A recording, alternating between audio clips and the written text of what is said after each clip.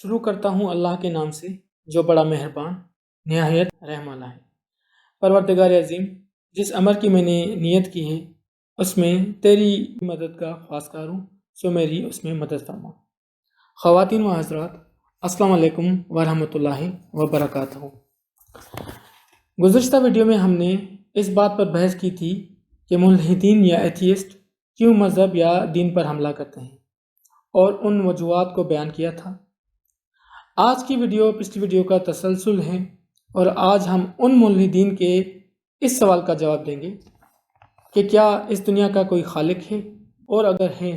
तो उसके वजूद को साइंस के मुताबिक कैसे साबित किया जा सकता है। साइंस के बारे में कोई डेफिनेशन देने से पहले हम उन अज्जा का जिक्र करना ज़रूरी समझेंगे जो कि साइंस में इस्तेमाल होते हैं, जो कि ये हैं: फैक्ट या हकीकत, मफरूज़ा या हाइपोथेसिस, एक्सपेरिमेंट यानी तजुर्बा, ऑब्जर्वेशन यानी मुशाहिदा, और आखिरी एविडेंस जिसका मतलब है सबूत। सबसे पहले हम मफरूज़े और हकीकत को बयान करते हैं। इस बारे में सबसे पहली बात जो जहन में याद रखने की है वो ये है कि हकीकत या मफरूज़ा एक चीज़ नहीं है। बहुत सारी हकीकतें ऐसी होती हैं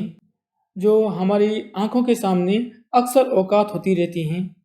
और जिनको साबित करने के लिए कोई ज़रूरत नहीं होती, बल्कि ज़ाहिर करने की ज़रूरत होती है। मिसाल के तौर पर जिस चीज़ को हम ग्रेविटी या कशिश शकल कहते हैं, न्यूटन के अलावा सब इंसान इस चीज़ को जानते हैं, लेकिन न्यूटन ने इसको ज़ाहिर किया। और मफरूज़ा एक ऐसी चीज़ को कहते हैं जो कि हकीकत हो भी सकती है और हकीकत नहीं भी हो सकती, यानी कि वो एक किस्म का अंदाज़ा होता है जिसका एक शख्स या कुछ अशख़ास के अलावा किसी को ख्याल ना आया हो, और वो शख्स या अशख़ास भी इसके बारे में शक या डाउट का शिकार हों, और इस बात के सच होने या झूठ होने का 50-50 चांस हो। जैसे कि ये कह देना कि क्या खलाई मखलूक मौजूद है। अब इसके बारे में बहुत सी कंस्पायरेसी थ्योरीज हैं कि कुछ लोग कहते हैं कि मौजूद है और कोई कहता है कि मौजूद नहीं है, लेकिन इनका कोई काबिल कबूल सबूत मौजूद नहीं। साइंस के जो आखिरी अज्जा या एलिमेंट्स हैं उनको हम तजुर्बात या एक्सपेरिमेंट्स और मुशाहिदा या ऑब्जर्वेशन और एविडेंस या सबूत कहते हैं। सबसे पहले हम तजुर्बात या एक्सपेरिमेंट्स को बयान करते हैं। तजुर्बात दो किस्म के होते हैं, या तो तजुर्बात एक्सपेरिमेंट्स नेचुरल हो सकते हैं, नेचुरल एक्सपेरिमेंट हो सकते हैं, जैसे कि हमारे फलकियात या एस्ट्रोनॉमर्स के लिए रोज़ सितारे निकलते हैं ताकि वो सितारों की हरकत वगैरह को स्टडी कर सकें। लेकिन कुछ एक्सपेरिमेंट्स का इंसान को खुद इंतज़ाम करना पड़ता है, जैसे कि किसी वायरस को लेबॉर्ट्री में स्टडी करने के लिए उनको इंतज़ामात करने होते हैं, और जब वो स्टडी कर लेते हैं और सबूत इकट्ठा कर लेते हैं तो जवाब में उस वायरस के ख़िलाफ़ कोई वैक्सीन या दवाई तैयार कर लेते हैं। ये तो हो गई तजुर्बात की डेफिनेशन। अब आते हैं ऑब्जर्वेशन के तरफ। इन तजुर्बात का गौर से मुआयने करने को या स्टडी करने को ऑब्जर्वेशन कहा जाता है, जिससे हम उसकी खुसूसियात या एट्रीब्यूट्स और कमज़ोरियाँ या वीकनेसेस के बारे में सबूत हासिल करते हैं, जिनको हम एविडेंस कहते हैं। साइंस के इन अज्जा और एलिमेंट्स की वजाहत या डेफिनेशन के आखिर में हम आपको साइंटिफिक थ्योरीज़ का बताना भी ज़रूरी समझते हैं। थ्योरीज़ या तो बयान की जाती हैं या तहरीर की जाती हैं, और इनके बयान करने या तहरीर करने का सबब ये होता है कि उनके ज़रिए किसी भी साइंटिफिक मौजू के बारे में वजाहत की जाए, ताकि जिन लोगों को इनके बारे में मालूम नहीं वो उनको पढ़कर या सुनकर समझ सकें। लेकिन थ्योरीज़ की भी 4 किस्में होती हैं। कुछ थ्योरीज़ फैक्ट या हकीकत को आसान ज़बान या तहरीर में समझाने के लिए होती हैं, ताकि नावाकिफ़ लोगों को उनकी अच्छी तरह से मालूमात दी जाए। दूसरी किस्म की थ्योरीज़ वो होती हैं جس کا میتھمیٹیکل پروف تو موجود ہے، مگر کیونکہ زمانہ اس قدر ترقی نہیں کر سکا کہ اس کو ثابت کرنے کے لیے جن چیزوں کی ضرورت ہے مہیا ہو سکیں، اس لیے فی الحال وہ حقیقت میں تبدیل نہیں ہو سکتی، لیکن وہ اپنی جگہ پر ایک فیکٹ ہیں، جس کا ایک مثال چارلس بیبیج ہیں، جن کو فادر آف کمپیوٹر کہا جاتا ہے۔ انہوں نے اپنی زندگی میں ہی کمپیوٹر کا ڈیزائن تیار کر لیا تھا، لیکن وہ اپنی زندگی میں کوئی ڈیجیٹل کمپیوٹر نہیں بنا سکے۔ تیسری قسم کی تھیوری وہ ہے جو کہ ایک مفروضہ ہے اور اس کے سچ یا جھوٹ ہونے کا چانس 50-50 ہو، جیسے کہ یہ کہنا کہ کیا خلائی مخلوق موجود ہے۔ اب جب کہ اس کے بارے میں ہمارے پاس کوئی ثبوت موجود نہیں، تو یہ ایک اندازہ یا مفروضہ ہی کہلائے گا اور حقیقت نہیں کہلائے گا۔ اور آخری قسم کی تھیوری جھوٹ ہوتا ہے، جس کو سائنس اور منطق جھٹلا چکی ہے، پر آج تک کچھ لوگ اس جھوٹ کو مانتے رہے ہیں، جیسے کہ ملحدین کا نظریہ ایتھیزم۔ اب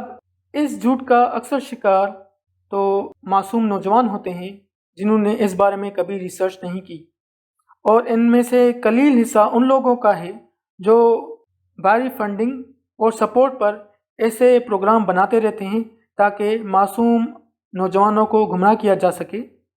کیونکہ انہوں نے اپنی ساری زندگی گناہوں میں بسر کی ہوتی ہے، اس لیے ان کے لیے اس جھوٹ کی تبلیغ کرنا بھی کوئی جرم کی حیثیت نہیں رکھتا، بلکہ یہ ان کے لیے ایک زندگی کا ٹارگٹ ہوتا ہے جو انہیں اچیو کرنا ہوتا ہے، اور جس کے نتیجے میں ان کو دنیاوی لگژریز، سہولتیں یا پیسہ وغیرہ فراہم کیا جاتا ہے۔ اب میں امید کرتا ہوں کہ جب بھی آپ کے سامنے کسی تھیوری کا لفظ آئے گا تو آپ تھیوری کی ان اقسام یا کلاسیفیکیشن سے موازنہ کر کے یہ پتہ کر لیں گے کہ یہ تھیوری واقعی کوئی فیکٹ ہے یا پھر یہ جھوٹ پر مبنی ایک چیز ہے جس کو سائنٹیفک تھیوری کا نام دیا گیا ہے۔ اب جب کہ ہم نے سائنس کے تمام اجزاء کو بیان کر لیا ہے، تو آئیے ہم سائنس کی ڈیفینیشن کے بارے میں بھی کچھ جان لیتے ہیں۔ سب سے پہلے سائنس کے بارے میں یہ بات واضح کرنے کی ضرورت ہے کہ سائنس صرف اور صرف کیمسٹری، فزکس یا بائیولوجی پر منحصر نہیں ہے، بلکہ اکثریت ماہر علوم کی نظر میں سائنس کسی بھی علم کے پرکھنے کا ترازو ہے۔ سائنس کو اگر مختصر الفاظ میں بیان کیا جائے تو یہ ایک طریقہ کار کا نام ہے جس کے ذریعے ہم کسی بھی مفروضے یا ہائپوتھیسس یا حقیقت یا فیکٹ کو تجربات کے ذریعے، چاہے وہ قدرتی ہوں یا مصنوعی، کئی مشاہدوں یا آبزرویشن پر انحصار کرتے ہوئے ثبوت اکٹھا کرتے ہیں اور کسی مفروضے کو جھوٹ یا سچ ثابت کرتے ہیں، یا کسی حقیقت کو واضح کرتے ہیں یا اس حقیقت کے قانون کو بیان کرتے ہیں۔ لیکن یہ ضروری نہیں کہ ہر حقیقت یا فیکٹ کو سمجھنے کے لیے مصنوعی تجربے کا سہارا لینا پڑے، جیسے کہ ہم پہلے بیان کر چکے ہیں اسٹرونومی کے بارے میں۔ اکثر اوقات کئی سائنٹیفک فیکٹس یا حقیقتیں یا مفروضے قدرتی یا ماحولیاتی یا سماجی تجربات سے بھی سمجھی جا سکتی ہیں، جس کے لیے آپ کو صرف اور صرف منطق یا لاجک یا کہہ لیں کہ کامن سینس کی ضرورت پڑتی ہے۔ مثال کے طور پر آپ اور آپ کا دوست کسی لائبریری میں جاتے ہیں اور وہاں پر آپ دونوں ریاضی یا میتھمیٹکس کی کتابیں دیکھنا شروع کر دیتے ہیں، اور اچانک آپ دونوں میں سے ایک کی نظر ایک نایاب کتاب پر پڑتی ہے۔ جب آپ دونوں اس کتاب کو دیکھتے ہیں تو سمجھ جاتے ہیں کہ یہ کتاب انگریزی میں لکھی ہوئی ہے، کیونکہ آپ دونوں انگریزی سے واقف ہیں، اور کتاب کے کور کے نچلی جگہ پر آپ کو انگلینڈ کا نام دکھائی دیتا ہے، جس سے یہ اطمینان ہو جاتا ہے کہ یہ کتاب پاکستان میں پبلش نہیں ہوئی۔ اب یہ دو باتیں کہ یہ کتاب انگریزی میں ہے اور یہ کہ یہ پاکستان میں پبلش نہیں ہوئی، ایک حقیقت یا فیکٹ ہے جس کا آپ کے پاس ثبوت ہے، اور اس کا آپ دونوں نے مشاہدہ کیا اور آپ دونوں ہی اس بات پر متفق ہوتے نظر آتے ہیں۔ لیکن آپ دونوں کتاب کے شروعاتی صفحہ یا پیج نہ ہونے کی وجہ سے نہیں جان پاتے کہ یہ کس مصنف یا آتھر کی لکھی ہوئی ہے، اور آپ دونوں میں سے ایک یہ مفروضہ اپناتا ہے کہ یہ کتاب نیوٹن کی لکھی ہوئی ہے، اور دوسرا یہ مفروضہ دیتا ہے کہ یہ کتاب آئنسٹائن کی لکھی ہوئی ہے۔ اب اس بات کو ثابت کرنے کے لیے کہ کون سا مفروضہ درست ہے، ہمیں جن ثبوتوں کی ضرورت ہوگی وہ ہمیں دو طریقوں سے مل سکتے ہیں۔ پہلا طریقہ یہ ہے کہ کوئی عقل رکھنے والی، زندہ اور بات کرنے کے قابل چیز اس کی گواہی دے کہ ان دونوں میں سے کون سا مفروضہ درست ہے، اور لازمی طور پر یہ انسانی ہو سکتا ہے، یا پھر کوئی عقل نہ رکھنے والی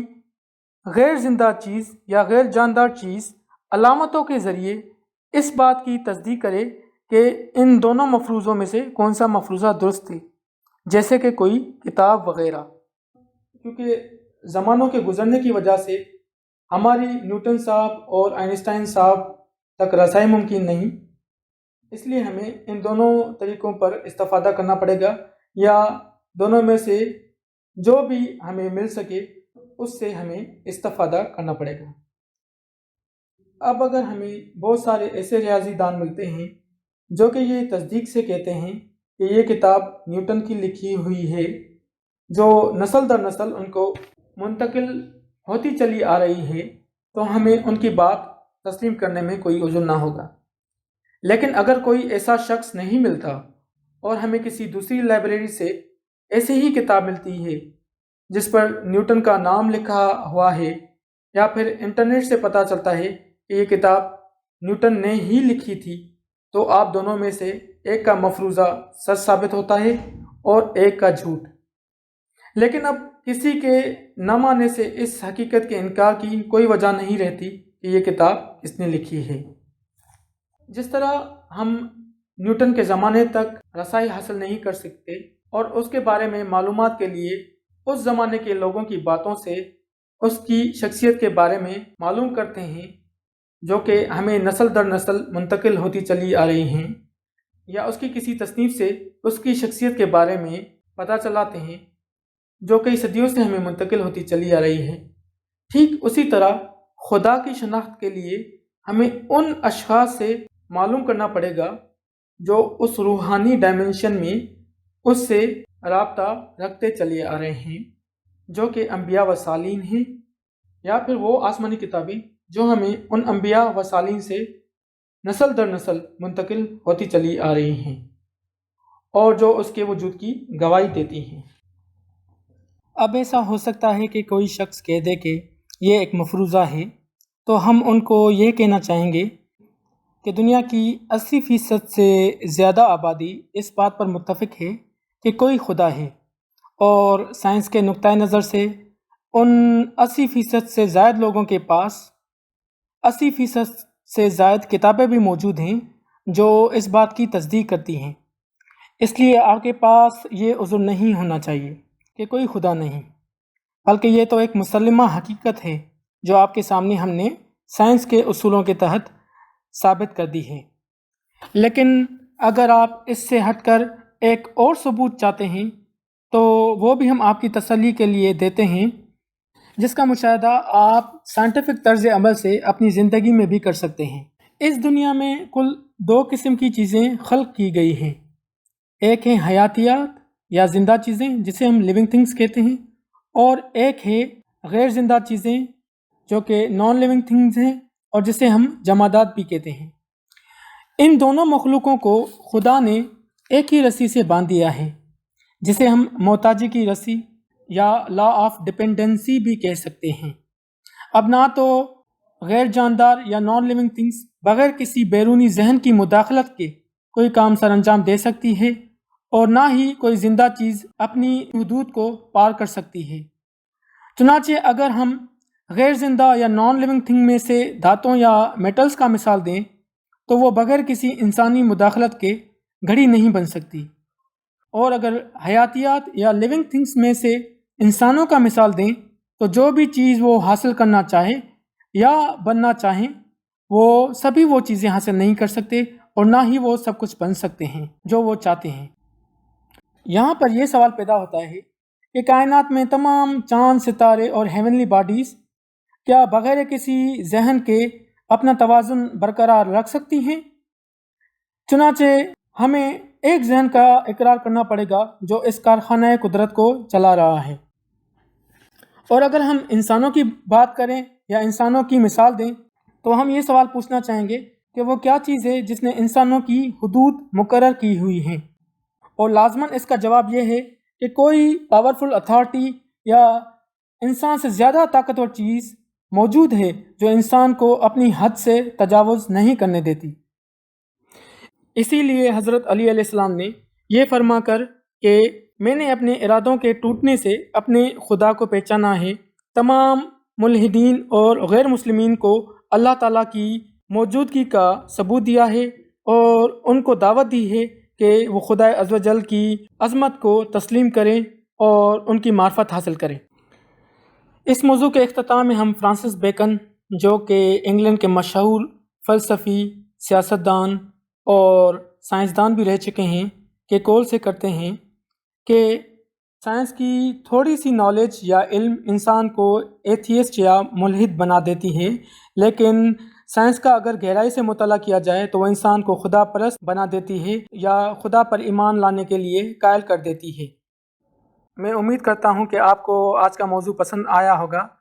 اگر آپ اس بارے میں اپنی کچھ رائے دینا چاہتے ہیں تو آپ اپنی رائے کمنٹ میں لکھ کر ہمیں اس سے آگاہ کر سکتے ہیں۔ اگلی ویڈیو تک ہمیں اپنی دعا میں یاد رکھیے گا۔ تب تک کے لیے اللہ حافظ۔